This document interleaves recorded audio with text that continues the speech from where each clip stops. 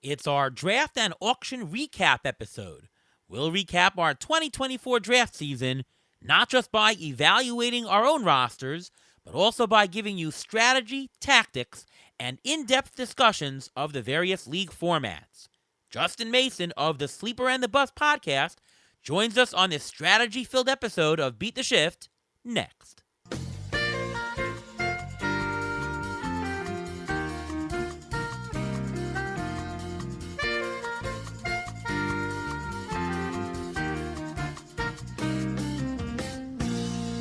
And welcome to another episode of the Beat the Shift podcast. I am your host, Ariel Cohen, and with me as always, Ruvain Guy. What's going on, Ruvain? I'm doing pretty good. How you doing today? Pretty good. Just got through Tout Wars weekend. Well, we had a show in between about the injury episode. That was really great where we ran through everything. Great job on that. A lot of compliments in the show, Ruvain. Thanks. It was a lot of work putting together, and I hope everyone enjoyed it and make it useful for their own drafts. Absolutely. So we thought today, since we got through pretty much all of the industry expert drafts and auctions, that we'd sort of go through a recap of the strategy and differences between league formats. I think that's going to help you, the listener, out quite a bit. And to join us, coming back on the show once again this year, Justin Mason. What's going on, Justin? Hey, it's great to be back. I mean, don't usually get to do multiple episodes in a draft season for you guys, so it's nice to be back for a second one. Absolutely. So Justin was in a bunch of auctions with me and Ruvain this draft season. I believe 3 of them. So we figured let's just, since we're all in it, let's just talk about our experiences in them and strategize together. So let's actually start in draft season with a draft. TGFBI is something that Justin created himself, so nobody better to talk about it. Justin, why don't you first just explain to everybody what is TGFBI? So TGFBI stands for the Great Fantasy Baseball Invitational. It is the largest fantasy baseball industry league in the fantasy realm, or in the fantasy baseball realm. This year, 28 leagues, so 420 participants. Broken up into 15-team leagues with an overall. So it's NFBC style, so no trading. There is an overall, which everybody's competing for, and it's just a really fun way to kind of bring the industry together and also raise some money for charity, which is always great. Yeah, absolutely. And so we got 400-plus industry guys drafting together. We can really learn some good tendencies from the collective. So the number one question we have for you is one thing that TGFBI does is it runs KDS, Kentucky Derby style draft preferences. So instead of randomizing the order of where you're drafting, you actually get to choose where you want to place. Now, obviously, we randomize who gets to pick first. Maybe you picked first, maybe somebody else did, but you get a preference. You can pick in the middle, the end, the front, whatever. What was your draft preferences and why? So my draft preference this year, or at least for TGFBI, was to have one be my first pick because this was pre-injury to Ronald Acuna, and then kind of be somewhere in the middle because I felt like coming into those drafts, Acuna was the clear number one, and then there was about 7 or 8 guys that you could really consider as, somewhere between 2 and 8, 2 and 9. So to me, I kind of wanted an earlier pick in the second round. So I just decided, hey, if I don't get number 1, then I want to be somewhere in the middle. I'm less susceptible to runs that way as well. So for me, I chose 9 as my kind of second choice, and that's what I ended up with. Yeah, Ruvain, you and I think, pretty much did the same thing. Number 1, obviously a given to get Acuna, and we like drafting in the middle, right? Yes, 100%. I think I put down 1, and then I put down 5, 6, 7, because 2, 3, 4, I wasn't thrilled with those guys. I'm not that wouldn't want them on my team. I just thought there was more value when you get to the middle because you get more value coming back around. Yeah, I like picking in the middle because you can extract value. You don't have to wait 30 picks to get your guy, so you don't have to reach as many picks to get your guy. And when you do that over the course of a draft, you pick up $1 here, $2 here, and it really helps with the overall value. We've explained this before on previous shows, but good that you confirmed it. Okay, so we're not going to go through everything and talk about, well, I got this player and I love this player, but let's talk about some strategy and all that. So I'm going to name a couple of items that you could strategize about, and maybe everyone will go around the room and talk about one or two items that they addressed. So just general strategy. Maybe you want to talk about what you did in your first 4 rounds, how you address saves, how you address catchers, maybe speed, maybe strikeouts, or maybe everyone go around the room and address that. So, Justin, why don't you start off and talk about some things that you really looked to strategize about and how you executed it in THFBI? So typically, what I want to leave my first kind of few rounds with, my first 4 to 5 rounds, is I want to leave with at least one elite starting pitcher. I like to leave with one elite closer, and then I want to just load up on balanced offense, right? So, and in my draft, what I did was I started Freddie Freeman, then I went Francisco Lindor, took Gallen in the second round, and then Emmanuel Clase in the fourth. So, which was kind of my strategy, playing out fairly well. I got two offensive guys at the top of the draft that both contribute a ton of stats in every category.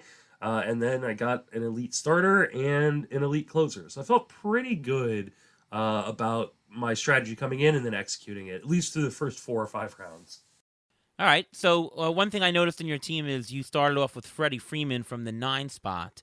Now, you had a couple of options. You could have chosen Freeman. You could have chosen Turner. You could have chosen Soto or Judge. What made you pick Freddie Freeman above anybody else?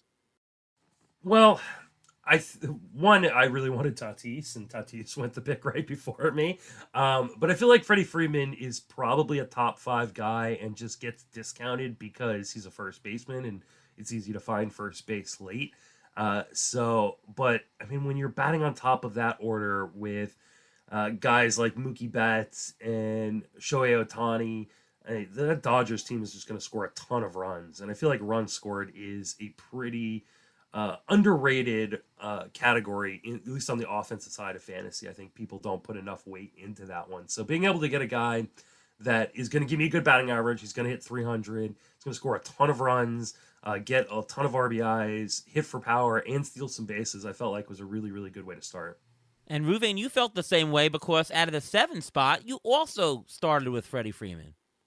Yeah, for all the reasons that Justin just mentioned. I mean, I could have gone Soto, I could have gone Judge. Tatis went 11th in my league, but I just liked Freddie Freeman. He's been so steady.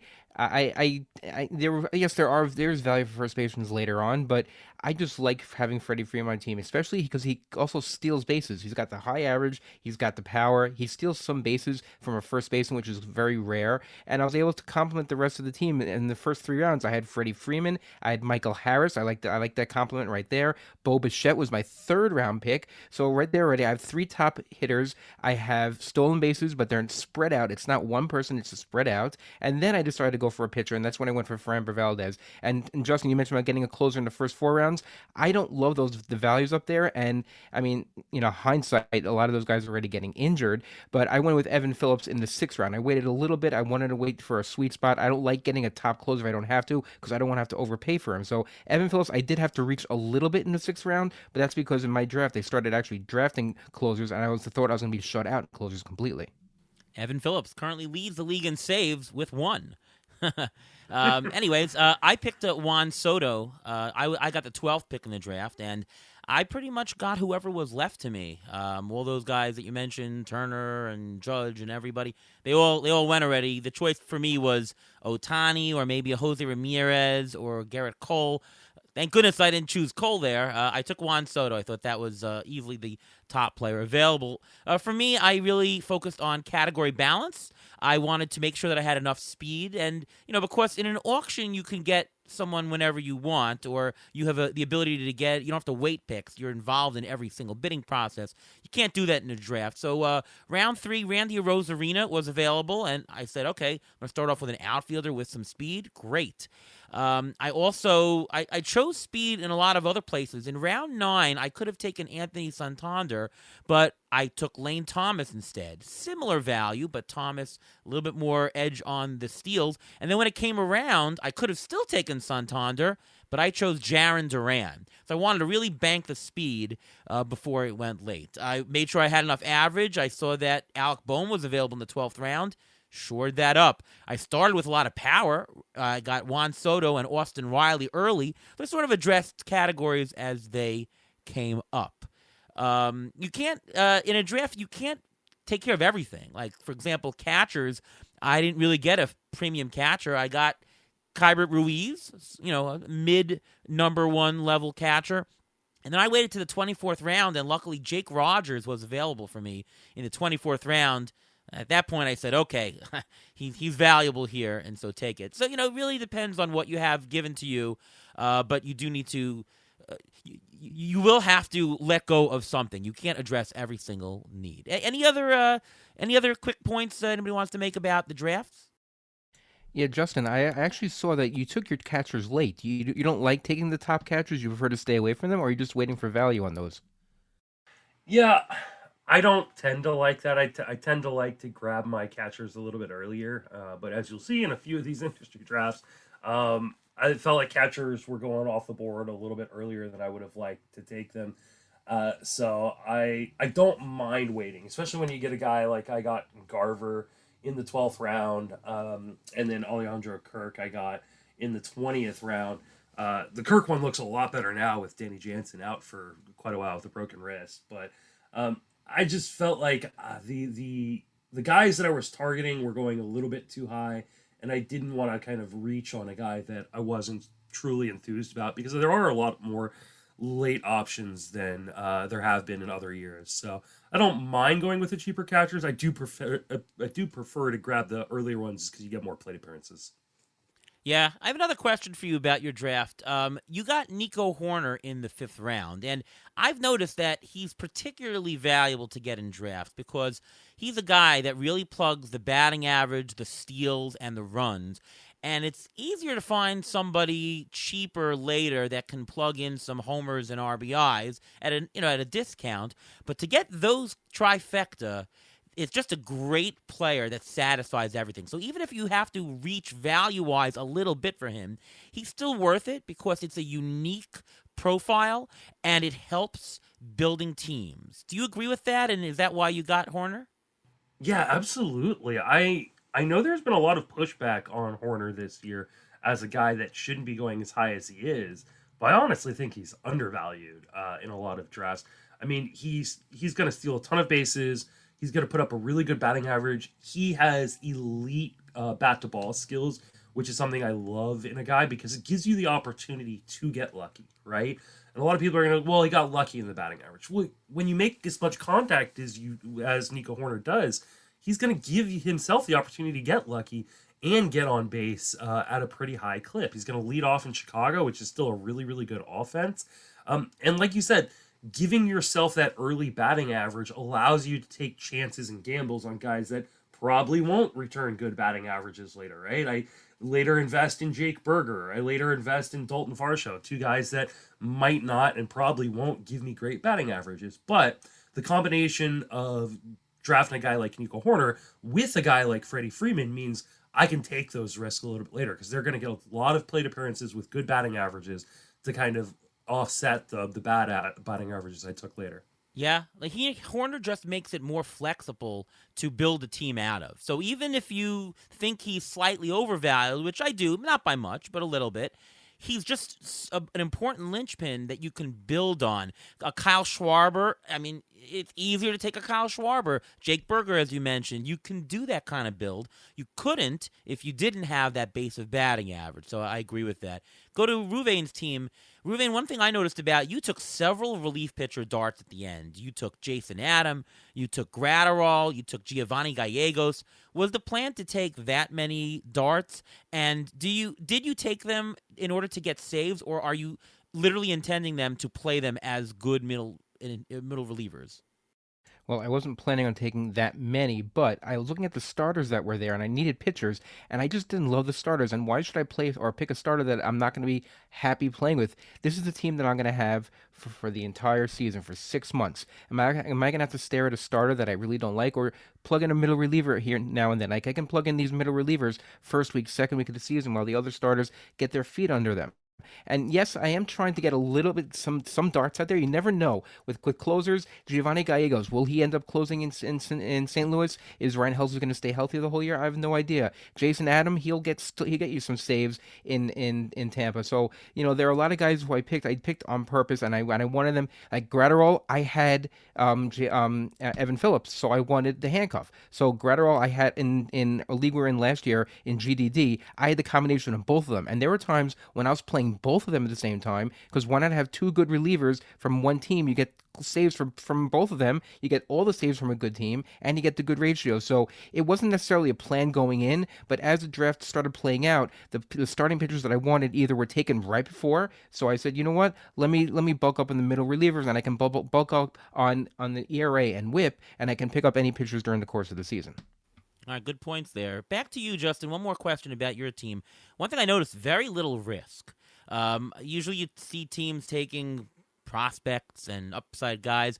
Very much not on your team. You took very safe guys, or at least what we perceive as safe, throughout. Maybe in the end, in the bench rounds, you took a couple of shots, but very low risk. Was that the plan as it is, or are you just a very risk-averse person?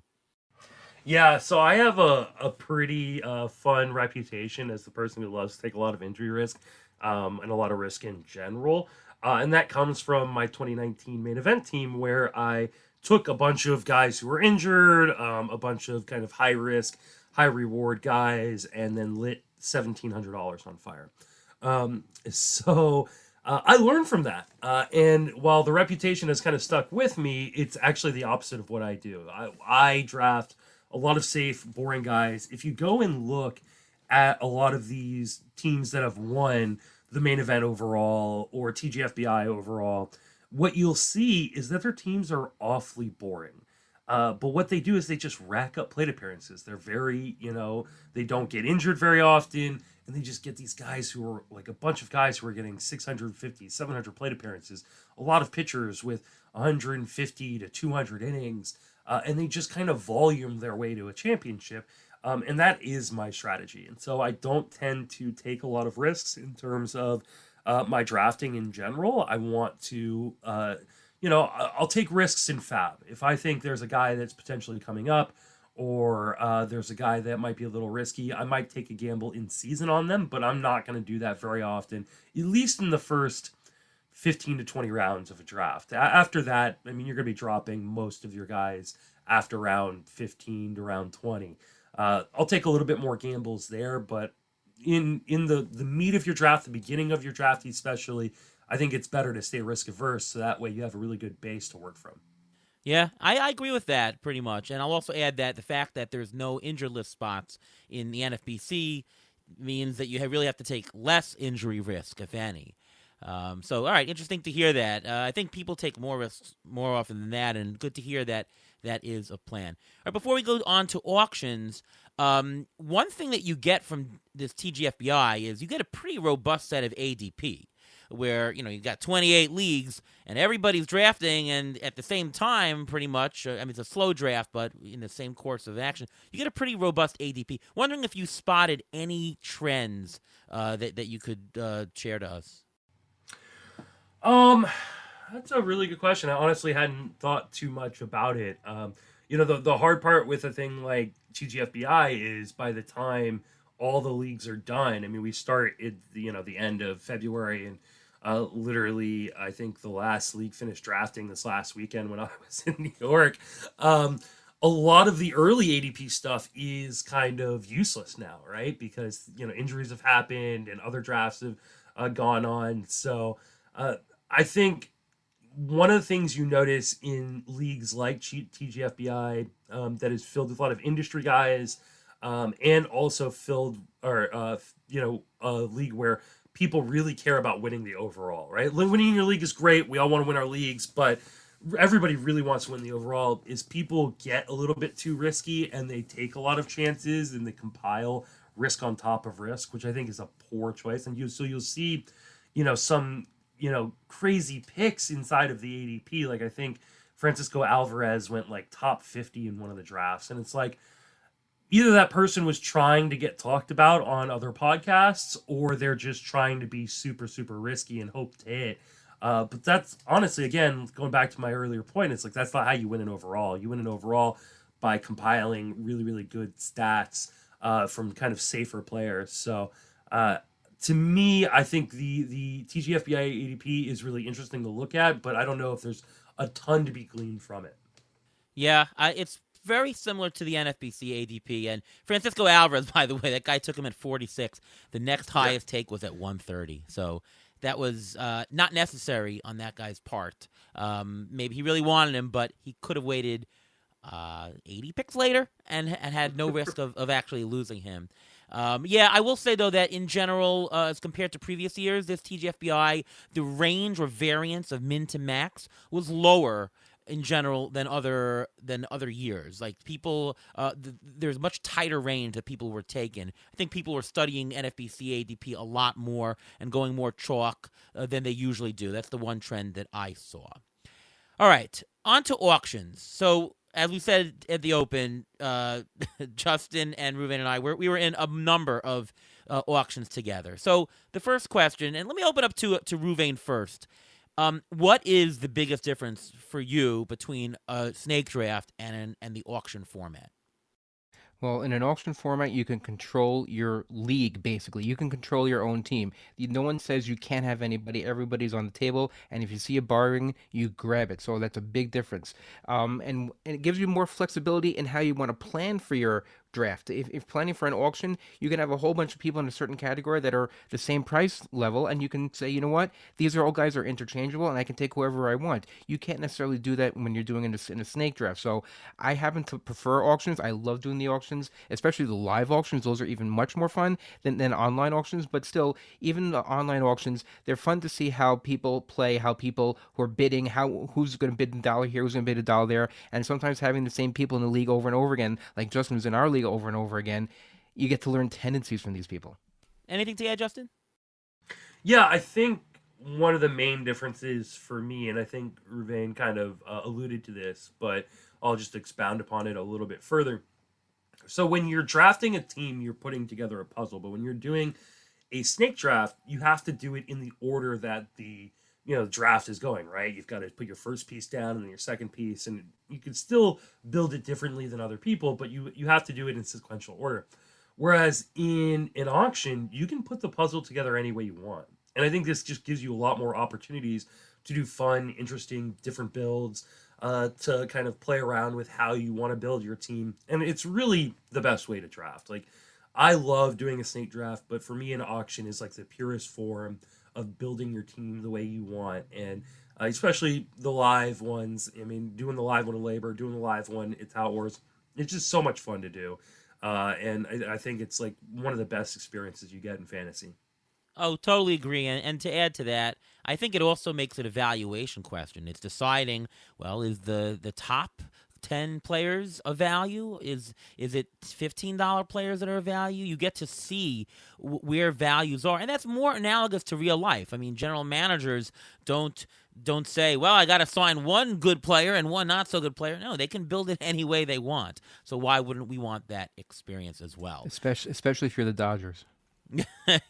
Dodgers are how many first rounders? A lot, yeah. Yeah. All right, next question here. Justin, what is it like to draft against Ariel Cohen?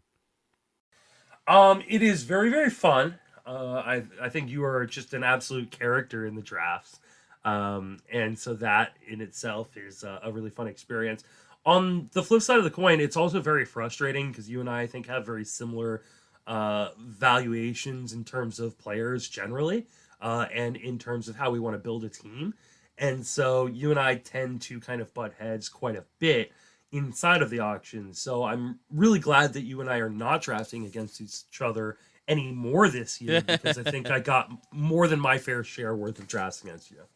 Yeah, it's very similar. Justin is extremely fun to draft with. One thing that I'll say, though, is that I think that you livened up the room really well, especially the one that you were sitting next to me. It makes it lively. You have jokes the whole time. I try to make jokes. We had Nick Pollock also on the other side, who also fun as well.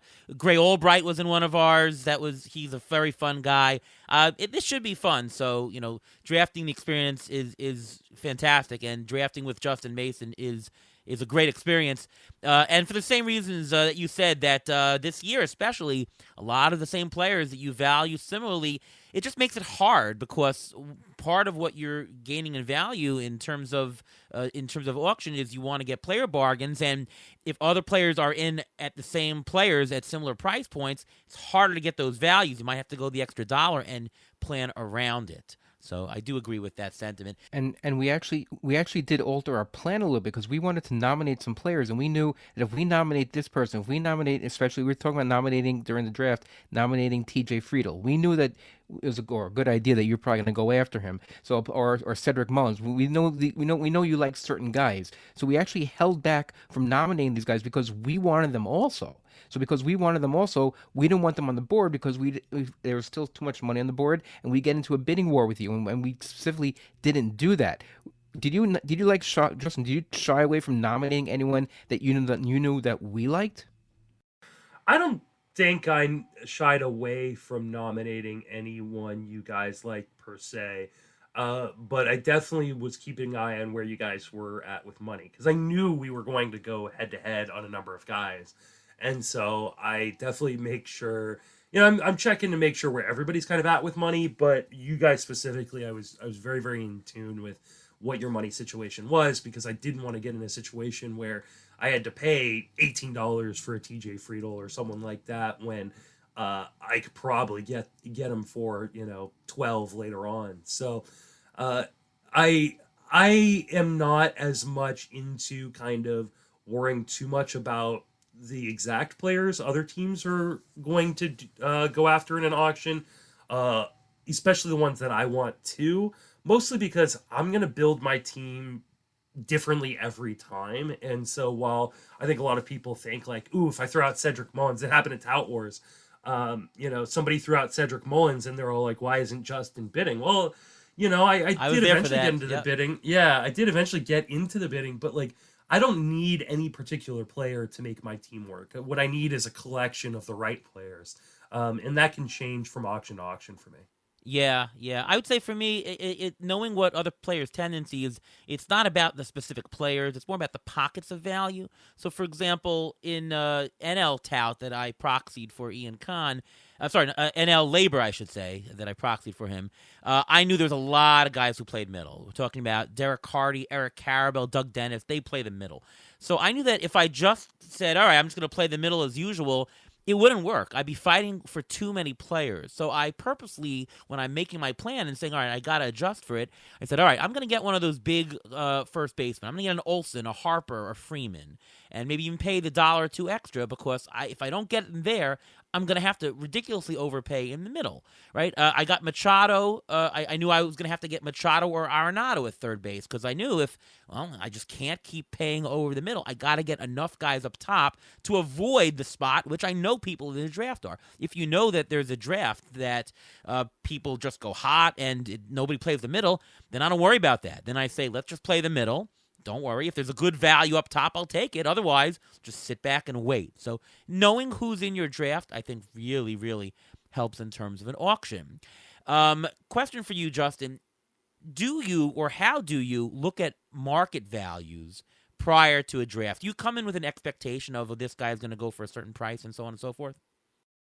Yeah, I mean, what I'll do is in my draft software or draft sheet, I'll put in what the average auction value, especially if I'm like on an FBC where that's pretty readily available, just to kind of know like, hey, is this a guy that on average I'm probably not going to be able to get because I've got him valued way too low or way too high. So, but for the most part, because every auction's different, every auction has its own dynamics. I don't worry too much about what the field is going to do or what it's done, especially what it's done in the past, just because I think that there's going to be guys that, in every auction that you go, well, his average auction value is $21 and I'm at, 19. So I'm not going to get him. And then all of a sudden in the auction, the bidding stops at 13, and you need to be able to jump in and go, okay, I'll go 14 on this.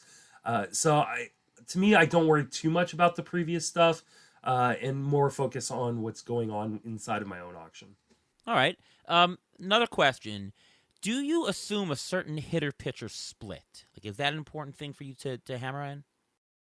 I go in with a certain hitter pitcher split, but I'm totally fine adapting to what the auction is giving me. So, I mean, I've seen this a couple times already in auctions this year where, I think it was at Tout Wars. There was a lot of people who were spending on pitching, and I wasn't really super comfortable with the prices, and so I ended up just rolling more money into my offense, and I was fine with that. And I've done the opposite in other auctions. I think in one of my NFBC auctions this year, the prices on pitching wasn't nearly as as scary or as big as I'm used to seeing in these NFBC auctions. So I was like, well, you know what? I'm going to take advantage of kind of the surplus value on the pitching side. So I think it's okay to come in with a hitter-pitcher split, and I usually, it's usually 65-35 for me, but I can kind of go either way on that in terms of, maybe a 70-30 or a 60-40. But for me, I think the most important thing is to just stay kind of flexible, because if the room is hot for one side or the other, then you should kind of pivot to the other side to kind of extract as much value as you can. Yeah, I agree with that. I'll say two things, though, that I think there's a difference, though, between how much pitching versus how much hitting you're going to buy. And I think you addressed that correctly, that, you come in with an expectation, but if hitter prices are, way too high, you might want to make up the value by buying more pitchers. I agree with that. I will say, though, that optically, when you make your value sheet, when you say, all right, this guy's worth whatever, that I think you need to pre-program to what the market tendencies are. Best you can guess it. In the NFBC, it's close to like 63-37 right now. So I will program my value sheet for exactly that split. And the idea is, even though you might see better stuff or not in the auction, you want to be able to say that a hitter or a pitcher, you want to be indifferent to buying a bargain in each. Like if you had too high a hitter split and you had 70-30 and there was much more pitching, you would think that every hitter is a bargain and you would think that pitchers aren't bargains. But the truth of the matter is it's more what the market says, because you do have to, in the end of the day, it's not a points league. In a roto league, you have to buy pitching and you have to buy hitting. So you want to be able to tell yourself psychologically that there are just as many hitter bargains as there are pitcher bargains. So if you don't tilt your market values as such, and you don't tilt your own pricing as such, you're going to be in a hole from there. And obviously, as the draft goes on, you might notice something else happening. It might be, more pitching than not. If you're good at it, you need to sort of tilt some of your values that you have in drafts to account for that. So again, it's how much you're going to purchase, but it's also optically what your player values are that you see, so that you are indifferent to getting bargains in either. But each auction is different, though, because even if you say you're going to go in saying it's 60-40, if you see that the room is hot and all of a sudden all the hitters go extremely expensive, you may want to throw more money into pitching. You have to be flexible. You have to have plan A. You have to have plan B. If you want to move this guy over here, you have an option for an expensive pitcher, an option for an expensive hitter, because even though we know what the norms are, even though we know what the normal breakdown is, each auction is its own beast. Each auction, you have to plan to have another plan and have another plan and a backup plan and an emergency plan just in case. Oh, you know what? What if, let's say, let's say a Ronald Acuna falls on your lap for a very cheap price. If something like that happens, that alters your entire plan for the rest of the draft, because you're spending a whole lot of money on one player that you weren't planning on doing that. So I think it's a matter of, yes, you have to understand the split and know what you want to do for the split, but you still have to be flexible during the course of the auction. Yeah, no, definitely agree on the flexibility. And, since you mentioned Ronald Acuna, one thing I noticed, Justin, is that it seemed, and tell me if I'm wrong, that you were prepared to buy Ronald Acuna Jr. As long as the price wasn't insane and as long as it was under your values, you seemed to buy him. I mean, you spent $61 on him in Tout Mixed League. You spent, I think, $49 on him in the LABR, and I guess you were prepared to even go in head-to-head, although you were beat out by price. I think Ryan Hallam got him in the end. Was that the plan, is that, Acuna is worth X, I'm gonna get, if it's a $3 bargain, I don't care if it's such a high spend. I'm gonna get that bargain. Was that your plan? I mean, that's my plan for every player, right? It's if I have a guy valued at a certain point and he goes under that point, I'm willing to take a gamble on him, and especially when it's one of the higher price players, like I'll even go pretty close to value, just because you're getting so much bang for your buck. I've regretted it a little bit in Tout Wars because 61 was just a huge portion of my budget. It was a lot easier to do in LABR, which was a 12-team league versus the 15-team league in Tout Wars. But ultimately, yeah, I just, for me, like, I know that one, in a snake draft, like, you have to get the first pick, right, in order to get Acuna. So, and I don't think I have gotten the first pick, and I won't get the first pick in any draft this year. So I can't get Ronald Acuna in a snake draft. And I know that somebody is going to go insanely high in almost all of my NFBC auctions on Acuna. I mean, he'll go for probably $65 to $70 in both of my $1,500 auctions that are coming up this weekend and next week. So I figured, Tout Wars and LABR are really nice spots to take the gamble. One, because nobody cares about second place, right? There's no prize pool, so like you only get accolades if you win, and I learned that firsthand last year when I lost on the last day of Tout mixed to Brett Sayer and finished in second place. So for me, and plus there's unlimited IL in those places, so I can take a little bit of that injury risk in those leagues a little bit easier than I can in NFBC, which has no IL, or even in a general like home league, because you might have like 3 IL spots. So the combination of those things made it easier for me to take the gamble. Like I said, I kind of regret doing it in Tout just because $61 kind of hamstrung me the rest of the way, and I would have liked to have a more balanced team. But in LABR, I loved it. It was really, really fun getting him at $49 and then still being able to have enough money to go get Bobby Witt for like 44, 45 was pretty fun. Yeah. I mean, certainly if he's a value according to your own numbers, it's hard to pass up, especially at the top. If you're getting a $3 discount on a top player, it's hard. It's hard to do that. You sometimes have to pay $1 over for a high priced player. The only thing I'd say is that if you have such a big spend, which you alluded to, it does hamstring you later, and it also, there are values available later in the draft, and you might have to say, well, I know this guy's $3 bargain later. I have to pass on him because I got Acuna, right? You're passing over some bargains. As long as you think that the bargain is large enough on that player that you won't find that kind of bargain later on, then it's fine. In mixed, obviously, is much easier to do that because there are, you can go to $1 players more easily. The deeper the league it is, $1 players are not as great. You want more $2, $3 players, so on and so forth. So in a mono league, I even though Acuna might be valued at $50, I don't know if I would go more than 42 because I just don't want to be left with $1 and $2 players. So it's not just a value thing; it's about construct of your team, in my opinion. And I think that is a really, really good point, because just because you're getting, good value, especially good value on a high price player, doesn't mean you should do it.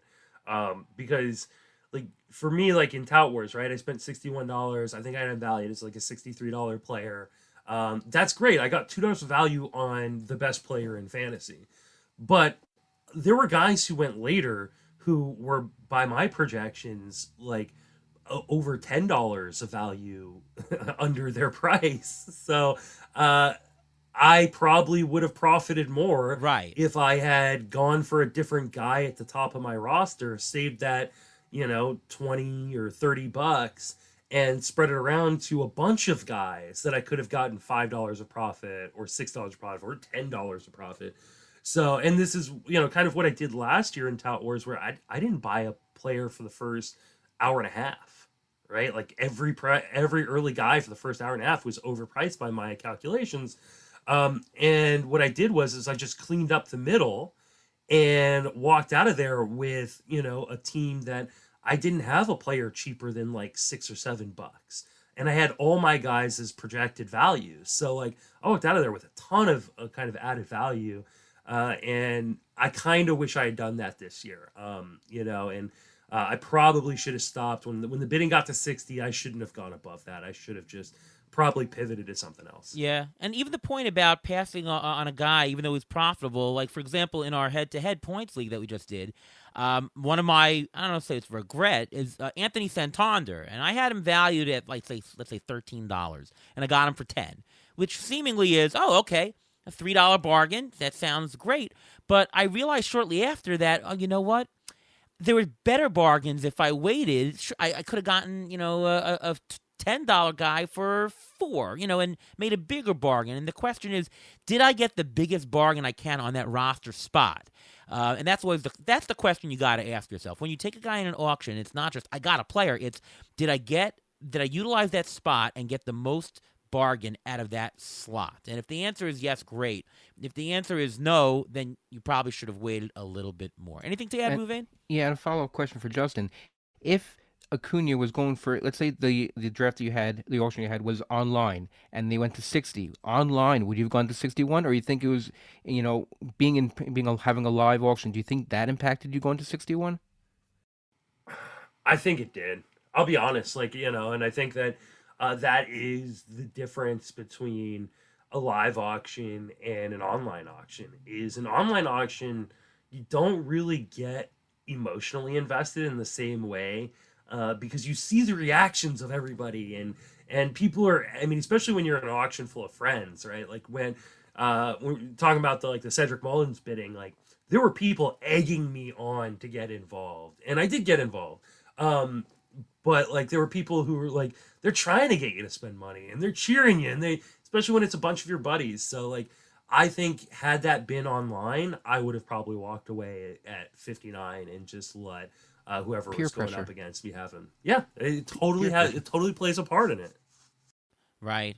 No, absolutely. It is very different online versus live. As I said before in the show, online is, I think, tougher for one person because you're constantly looking at your own values on your screen. Then you got to look at the actual auction going on another screen and go back and forth. Live, you're hearing it, right? You're hearing the bids. You're shouting out the bids. It's much easier to actually, you're just looking at one thing on your computer screen, your own values, and you hear everything. You can multitask more. Live, I think, is a much better venue in general. Going to the LABR, Justin and I were in Florida a couple weeks ago in the mixed LABR. Now, one thing to note, this was a 12-team, not a 15-team.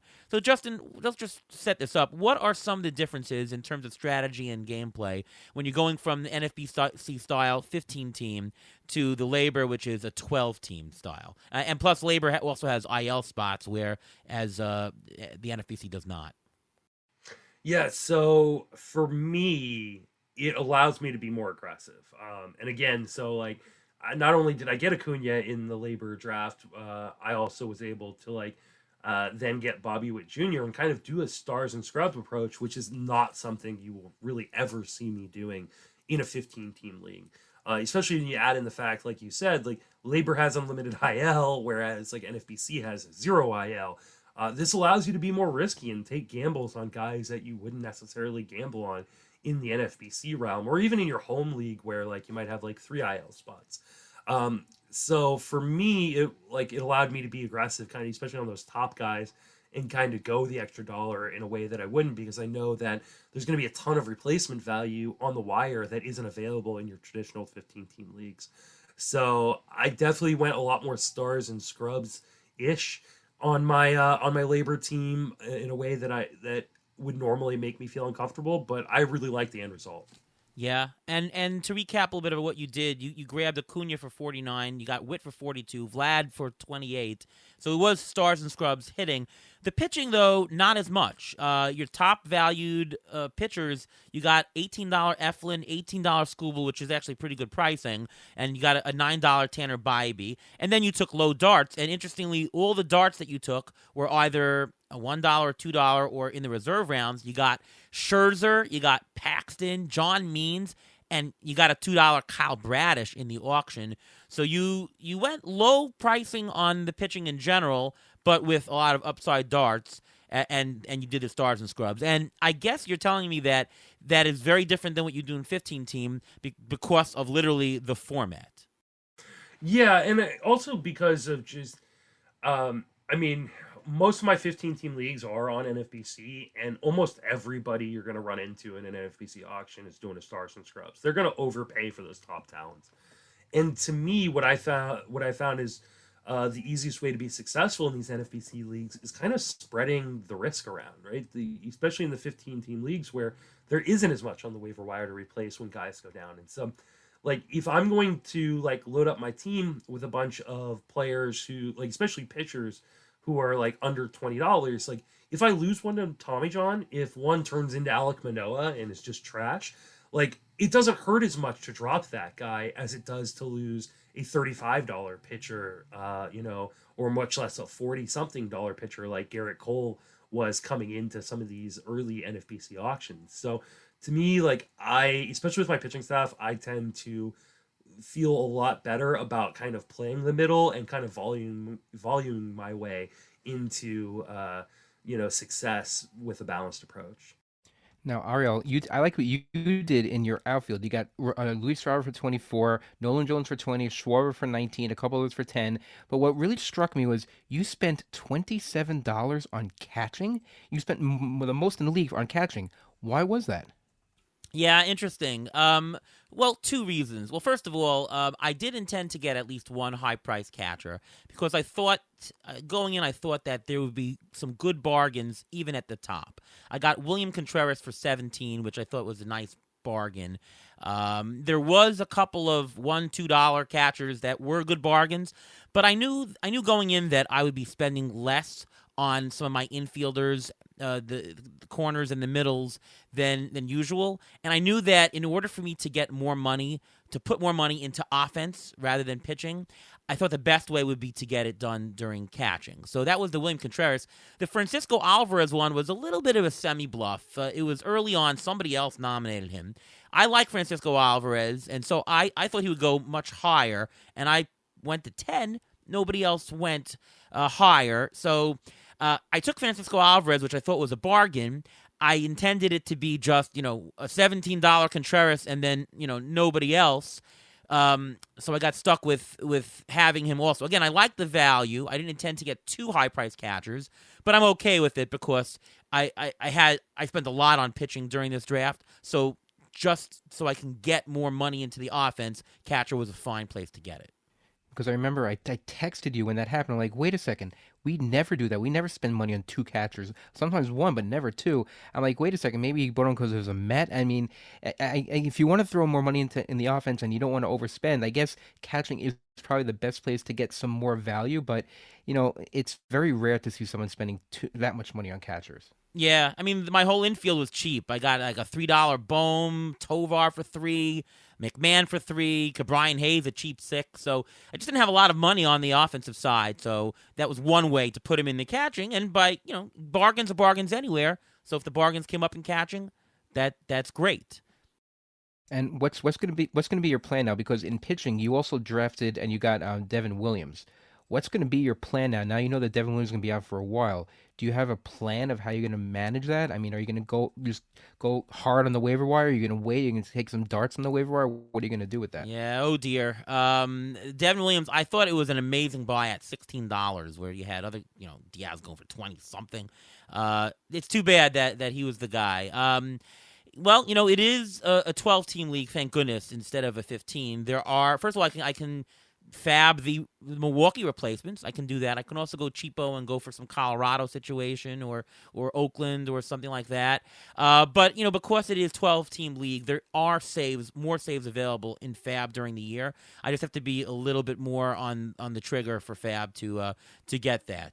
If this was a 15-team league, it would be a lot worse, of course.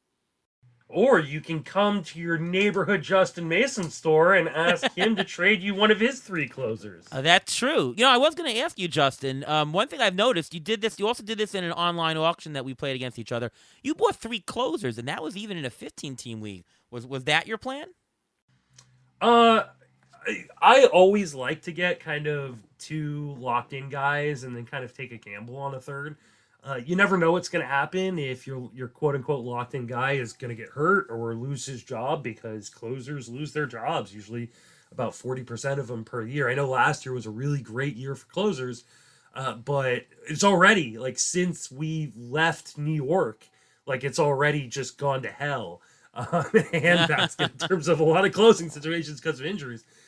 So I love to kind of speculate on a third guy, and often like in the reserve rounds of auctions or drafts, like I'm just wildly throwing darts, hoping to get lucky, because especially in trade leagues, because it gives you this asset that are hard to find on the wire, especially hard to find elite ones on the wire, as a tradable asset. So like, now I can go to you, or I can go to the guy who may have just lost, like Jordan Romano or Duran, and go, hey, listen, you interested in a little Alex Lang? Are you interested in a like a Right. Class A or a Hater, and kind of try to like patch other holes that maybe I have, or add a strength on top of strength. Yeah, that's true. In a trading league, value is value, and it's okay if you overaccumulate something because you can trade it to get more value. That is a good point, and that is a difference between an NFBC where you need to be more spread from the get go, as opposed to one of these trading leagues that if it got too many steals, no problem, you can trade it away. There's somebody willing and needing some of the other categories. There's actually something to be said, and like Derek Van Riper a few years ago won the mixed auction in Tout Wars, in large part because he just spent all of his money on offense, and he went, listen, I'm not going to worry about pitching injuries, because what I'm going to do is, after I build up a league in my hitting categories, I'm going to start trading all my elite hitters for elite pitchers, and then I'm just going to run away with this league. And that's what he did. Like he, halfway through the season, he just started trading all of his elite hitters for pitchers, and he just ended up dominating us. So like, I know that kind of our natural instinct in trading leagues is to continue to stay balanced, and I think you should, because you don't want to have to rely upon getting a trade worked out, because you never know if some people are just gonna be like, I'm not going to trade with you. But I think it's a really good way of like maximizing your value if you're seeing, especially like hitters go for a little bit too cheap. Make the trades later, and kind of figure all that stuff out later. Yeah, that is true. And of course, if you have people, if you have a league that just doesn't trade a lot, or especially right after the draft, you bought a guy for 16, it's because you think he's a $16 player. It's harder to trade if people are really close to their values. But yes, that is a good point. There is many ways to utilize the trading market to your advantage. You also played this weekend in Tout Mixed. I was in the room watching you do it. Any points or any information to gather from that league? It was a really fun league, filled with a lot of really good personalities. It's really interesting because the Tout Mixed auction has been very kind of filled with the same guys year after year, and this year all of a sudden there were six new faces that hadn't been drafting in this league before. Either they were new to Tout generally, or they'd moved over from different leagues. So we kind of got kind of an influx of different personalities and different strategies, which definitely I think threw the room for a loop. I think one of the things that, like when you're drafting against people you may not know what their tendencies are because you haven't drafted against them before, is to kind of just stay ready. I think there was an opportunity for like on Corbin Carroll, who was one of the early players starting out, where like the bidding stopped at like $37, and like everybody kind of froze. And I really wish I had jumped in there. I knew I already had I think everybody wished they jumped in more.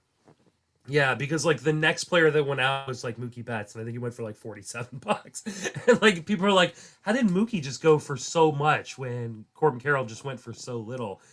So I think just making sure that like when you're in an auction with people that you may not know their tendencies, that you just stay fluid and ready for anything that might happen. Because I think often we let players sneak by because we're just unprepared for what we're seeing. And Justin, you were actually drafting as a proxy. Did that change at all how you were drafting? Did you speak to the person you were drafting for before you went in, and you had a plan set out with him, or was it just fly by the seat of your pants? So that was in the head-to-head points league, and that was for Michael Govier. He did not give me any sort of requirements. I asked him prior to the auction, like, hey, Who do you want, or is there anybody you really want, or more importantly, is there anybody you really don't want? And he was like, I trust you, which is kind of like, I'd rather you at least give me a checklist of people to avoid, so you don't like look at your team and go, oh man, I hate this team. So for me, I mean, I wanted to get him, players that I felt were kind of undervalued in the format, but I also I put a lot of injured players on the roster because it has unlimited IL. It's a 12-team league, and I was like, hey, at least he can backfill these spots with guys that he likes, right? Like, I don't know if he's going to want that $7 Garrett Cole, but, hey, at least he can replace him with someone off the waiver wire that maybe he does like, since there's going to be a lot of replacement value in a 12-team league. And Ariel, you drafted as a proxy also in one of the leagues. How did that affect you? So very different in terms of setup. I was for NL LABR. I drafted for Ian Khan, and unlike Govier, who just said go draft, I spent a lot of time talking with Ian on who he likes, on looking at the values. I mean, it was a joint effort. I mean, I showed what my values were for the players, and he tweaked them. All right, this one, let's go a little bit more. This one, nah, let's go a little bit less. And so going in, I had a certain set of values that was jointly made, and I was able to draft to that. I used the same powers of economics that I used for running an auction. That was all Ariel Cohn at the table, and the nominating style and everything. But in terms of the values, it was, I'm using what the owner of the team really wanted. I will say it's a lot of fun drafting as a proxy, especially in that regard. Because if you win, you say, look what a great job I did. If you lose, well, I guess your values stunk. So. Yeah, I was able to make the joke quite often. Like, I don't care, it's not my team. Like, right?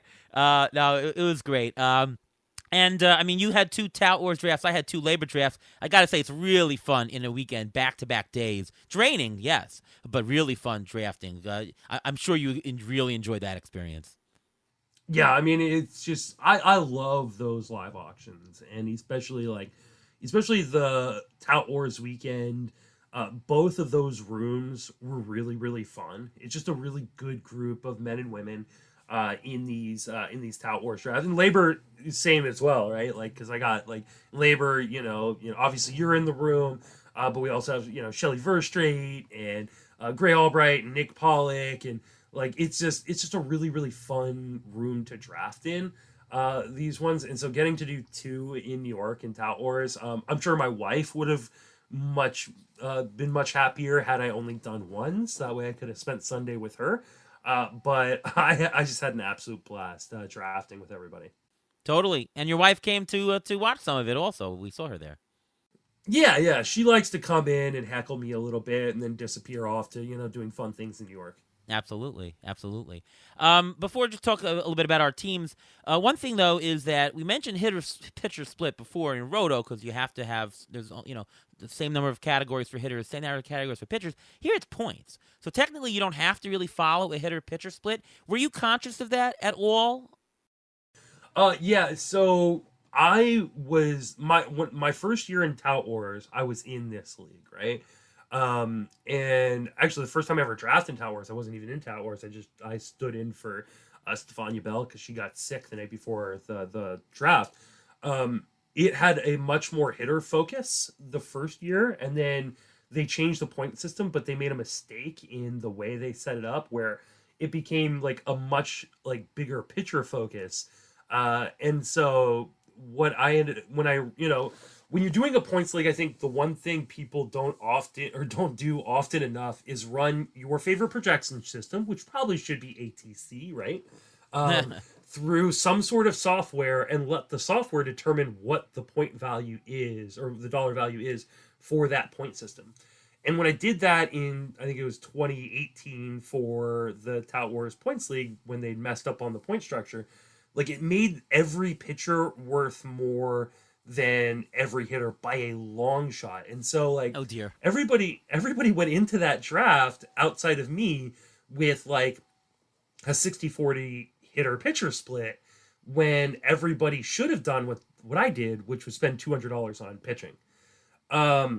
And so this is why it's so important to run your favorite projection system, ATC probably, through some sort of software and kind of see where it lands. They've done a better job of fixing the point system for Tout Wars, and so I think it is probably best served as a 60-40 hitter pitcher split. But you can kind of do what you want with that. Like I think Nick Pollock didn't spend very much on his pitching at all because he's like, I know pitching and I can stream my way through the pitching in the season. And I think you just kind of built your strength and kind of, if you're better at finding hitters on the wire, then, spend more on pitching. If you're better at finding pitchers on the wire, then spend more on hitting and kind of build your team whichever way you want. Yeah, I spent. I went the other way with Nick. I actually spent only 50% of my money on hitting, and I wasn't intending to do that far split. But I thought that the pitching prices were a lot more reasonable than the hitting, and I knew that I could get really good bargains on hitting all the way up and down. That was sort of the plan. So I bought four $18 plus pitchers, which is a lot. And I also got a $10 Mitch Keller. So I really spent a lot. I also bought two high valued relievers. I bought Clase and Camilo Doval. So I just said, all right, you know what? I think the value is in the pitching, and it's not like it's a roto league, right? It's just pure points. You don't have to have a certain number of hitters of pitching. That's sort of the way it fell for me. Because of that, I might get a little bit more volatile results because, of course, pitching, you can have a good start, a bad start for a pitcher. So my results week to week could be more volatile, but I should end up with a lot of points because if I did this correctly. One thing I do want to ask, Justin, you kept nominating catchers, and I don't know if that was because I kept nominating catchers and you were the guy right after me. Was that the what was going on with your catcher nominations? So in that league, I anticipated getting some kind of expensive catchers early on, and I did get Rutschman, but like I felt like a lot of the other catcher values were going for over what I had kind of valued, and so I was like, in a 12-team league, even a 12-team 2-catcher league, like the last catcher off the board is still going to be fairly decent, especially comparatively speaking to like an only league or even a 15-team mix. Like the catcher depth this year is really, really good. And so I just kind of kept nominating catchers. I saw you were doing it. I was like, I'm going to kind of keep this going because eventually I'm just going to get a pretty decent $1 catcher. Thank you, by the way. That was, you sort of exacerbated the strategy that I was going for. Every time you nominated him, I was like, yes, good job, Justin. Keep doing that. And Justin, you ended up spending a lot of money on catchers too. I think you spent a total of $37 on catchers. No, but the Salvador, you got a very good deal on Salvador Perez for no yeah, so and it would have been a much better deal if Ariel hadn't kept bidding me up, even though he didn't need a catcher, because he's just like, I don't want Justin to get this good of a value. No, but also Salvador Perez. Remember, he also qualifies at first, and even though he was, I don't know, maybe a $19 catcher according to my values. Okay, that's as a catcher. As a first baseman, even if you subtract $5, a $9 Salvador Perez as a first baseman is still a good value. So I said, all right, let's just keep doing it. I'm the one who nominated Salvador Perez. I did that because I already had two catchers. So I didn't need a catcher. I'm happy to take Perez as the first baseman. So that was the crux of this. So I got you up to 9. I wasn't going to go any more. Otherwise, that would have been silly for me. But Ariel, look at your corner infielders. You have Alec Boehm, Ryan McMahon, and Josh Bell all for $4 or less. You could have used the Salvador Perez at first base. Yeah, I would have taken an $8 Salvador Perez at first. That would have been amazing. I guess I could have gone to 10 for him. Sure. Listen, again, it's about, do I think I'm going to get a bigger bargain on that $10 spend, or am I going to get a bigger bargain by only spending $3 on Josh Bell? So, I played that game, and my limit was 8 for Salvador Perez at that time. Yeah, I was pretty stoked. Like when who was it?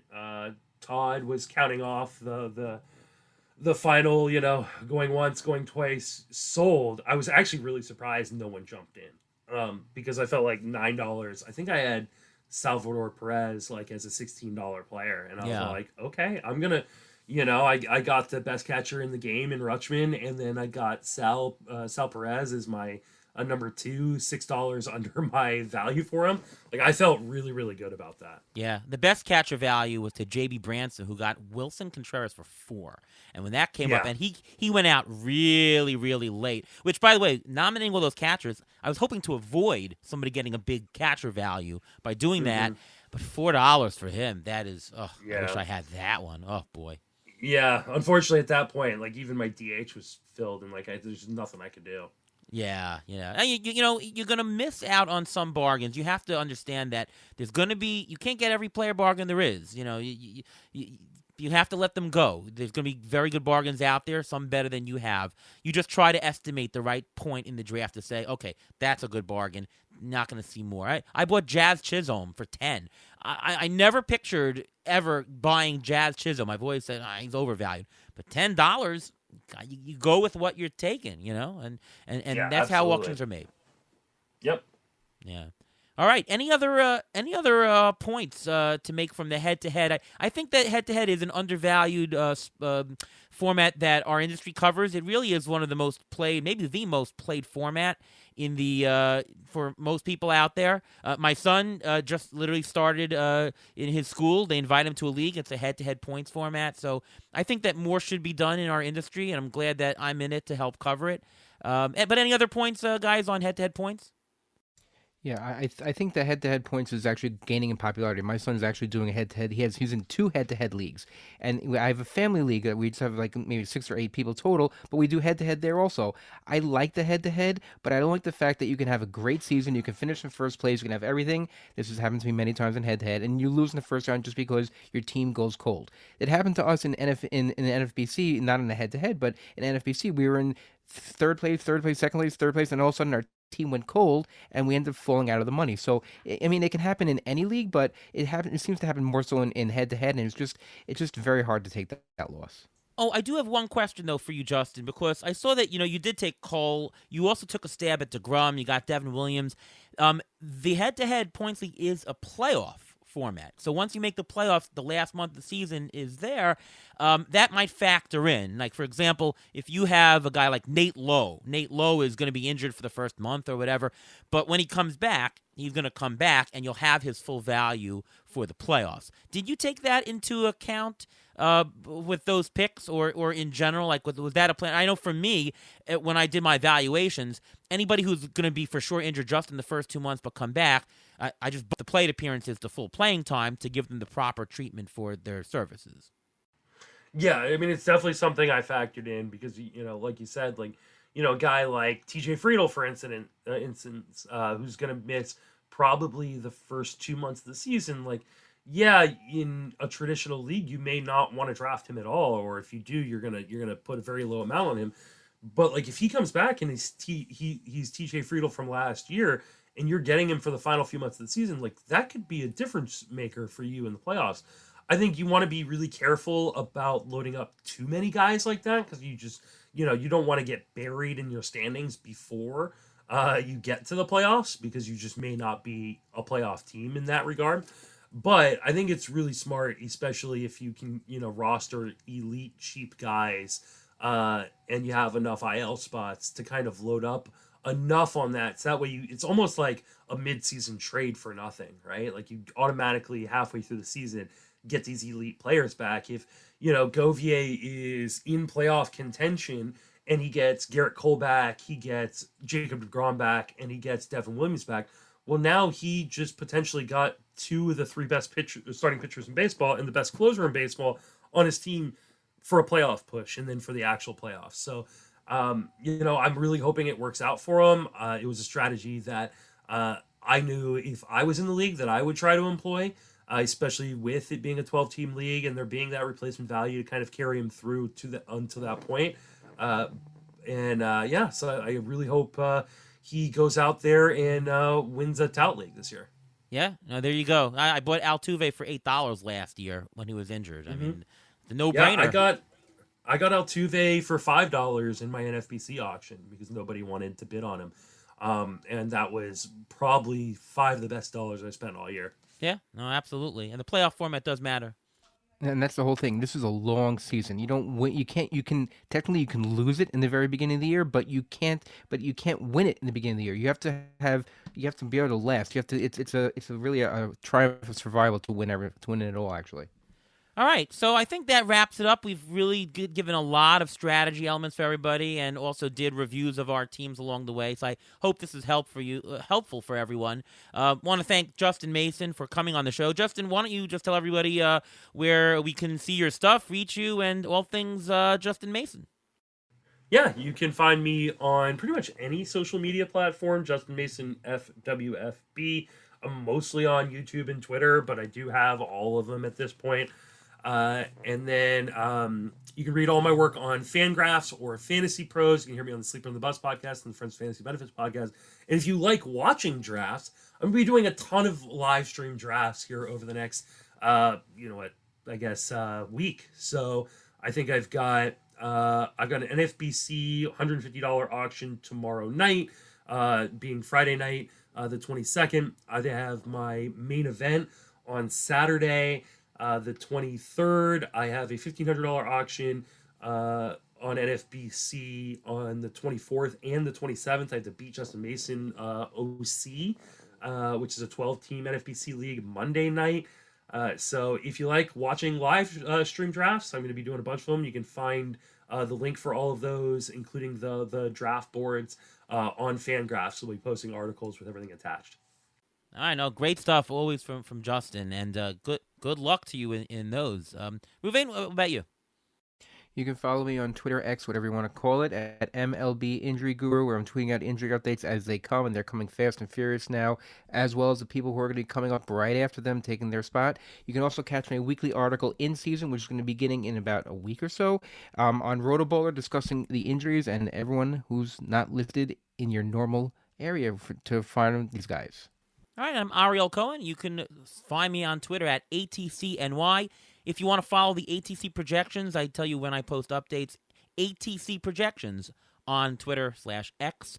I write for Fangraphs, Rotographs, and Roto-Baller, and the ATC projections are up on multiple sites, including those, plus RotoWire, as well as CBS Sportsline. So check all those out. Download them multiple times a day. I'm just kidding on that. No, I wish everybody good luck in the draft season. Hope you all found us at the Beat the Shift pod to be really helpful in preparing. And, if there's anything else you'd like us to cover in the future, of course, let us know. Reach out to us. Otherwise, good luck, everyone, in the rest of your draft season. Thanks again to Justin Mason for joining us as a guest on our show today. And from all of us here at Beat the Shift, we'll see you next time.